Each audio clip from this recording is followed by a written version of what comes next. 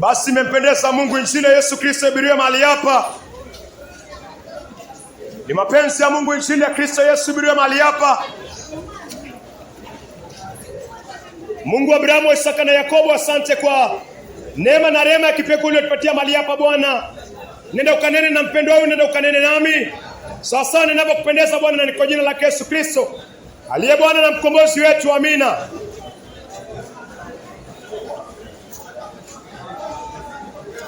Kitabu cha Mathayo 25. Mathayo 25:41. Mathayo 25:41.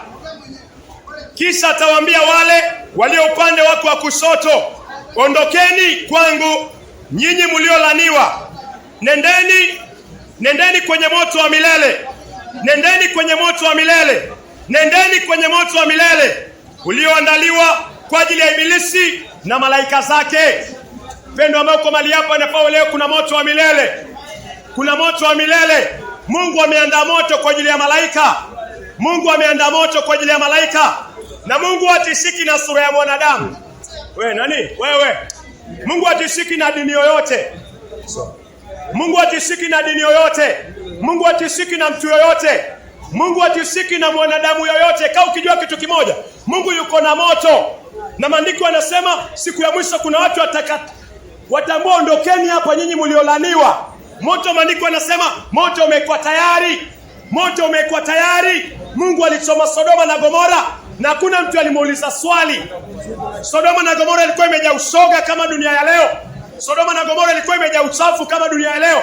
Sodoma na Gomora wanawake walikuwa wanashiriki na wanawake, wanaume na wanaume. Sodoma na Gomora haina tofauti na ulimwengu wa leo. Leo kuna lesbian, leo kuna mashoga, leo kuna watu wanaangalia pornografia, leo kuna watu wameoa na wanaoa, wanaendelea kuoa, wakioa, uasherati. Haina tofauti, ulimwengu umechafuka. Mungu acheki na mwenye dhambi. Mungu anakupatia condition. Mungu ananipatia condition. Mungu ni mtakatifu na uko juu wa kuingiwa chafu. Unaweza jiona mwanaume hapa, wewe huyu. Unaweza jiona mwanaume hapa, lakini jua kitu kimoja. Huku juu kuna wanaume zaidi ya wanaume. Weka kiburi yako chini, tubu dhambi zako, geuka kutoka kwa njia mbaya kabla hujakufa. Huko juu kuna wanaume ambao wanaitwa maserafi. Huko juu kuna wanaume ambao wanaitwa makerubi. Wako na miguu kama matairi, wako na macho mingi, wako na mbawa 6. Wewe na mimi hapa tuna kiburi tu. Wavuta bangi hapa, wala mgoka wako hapa, wala na malaya hapa.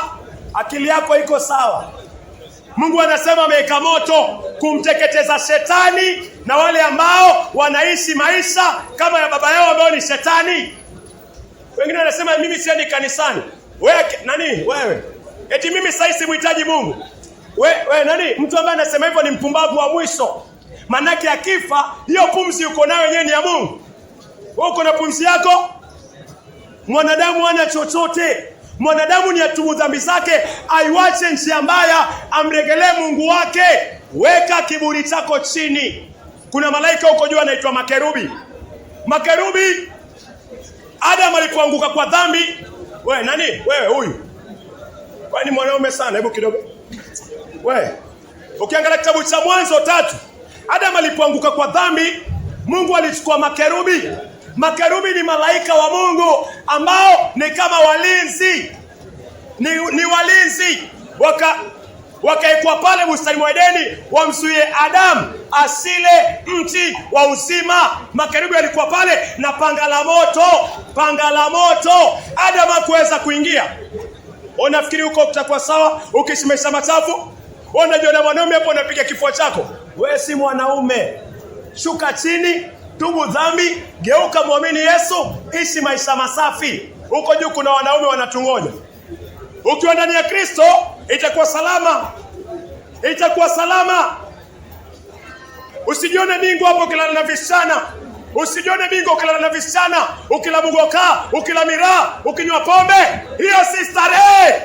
Starehe ya kweli ni kutoka duniani kwenda kifuani kwa Abrahamu, ambao ni paradiso, mali Lazaro alienda. Starehe ni wana uzima wa milele. Hauna uzima wa milele, hakuna starehe. Wenda kwa waganga, hakuna starehe. Wanywa pombe, hakuna starehe. Mbona unajikojolea? Baada ya kunywa pombe, mbona unajikojolea?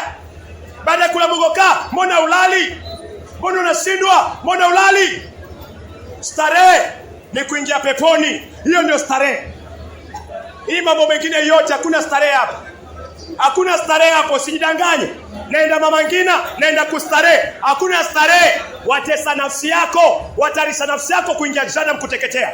Starehe ni kumrejelea Mungu na kutubu dhambi na kumwamini Yesu Kristo na kuishi maisha masafi. Yesu anasema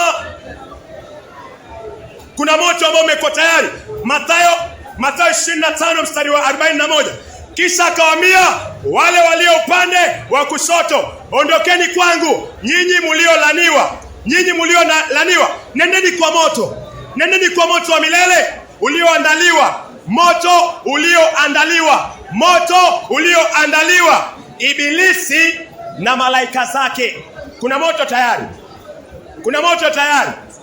Na kama unafanya uchafu utaingia kwa moto. Ufunuo 21:8. Wewe nani? Wewe. Ona ile bahari. Ona hiyo bahari penye iko. Mungu yuko na ziwa la moto kama hiyo ya kuchoma mtu muovu. Hii bahari unaiona, Mungu yuko na bahari ya moto.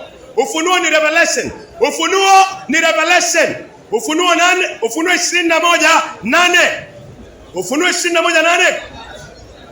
Lakini waoga, wasioamini, wachafu, wauaji, wazinzi, wachawi, waabudu sanamu, pamoja na waongo wote, mahali pao ni katika lile ziwa, ni wakalo moto na kibiriti. Hii ndio mauti ya pili. Mungu anataka toba. Geuka kutoka kwa njia mbaya. Geuka kutoka kwa njia mbaya. Mungu yuko na ziwa la moto. Mwanadamu atateketea hapo milele. Mtu ambaye anaishi maisha machafu hapa duniani hawezi kuishi maisha masafi mbinguni. Chenye unapanda hapa ndicho utakachokivuna. Mungu anakuita ukiri dhambi zako. Ugeuke kutoka kwa njia mbaya. Weke imani kwa Yesu Kristo, uishi maisha masafi. Nenda ukaoe kama hujaoa. Usilale na wanawake tu hapa wewe. Geuka kutoka kwa ulevi wote ule, sigara, miraa, pombe, chang'aa, bangi. Mungu anakuambia geuka kutoka kwa hii. Hii si starehe. Starehe ya kweli ni kuingia paradiso. Starehe ya kweli ni kuingia paradiso. Starehe ya kweli ni kuwa ndani ya Kristo na kupata uzima wa milele. Mungu anataka toba. Geuka kutoka kwa njia mbaya. Wachana nayo. Weka imani kwa Yesu Kristo uishi.